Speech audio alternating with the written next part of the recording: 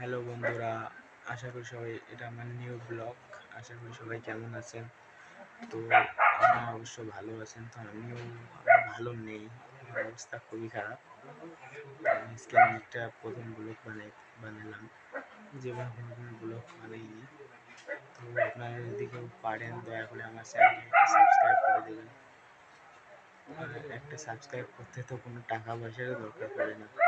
আপনারা প্লিজ একটা সাবস্ক্রাইব করে দেবেন চ্যানেলটিকে। ইউটিউব চ্যানেল আমি নতুন আসছি, আমি অত কিছু জানি না। তো আমার অবস্থা খারাপ, ওই জন্য এখন আর কি জীবনটা, গরিব ঘরে জন্ম নেওয়া মানে জীবন বেকার। এই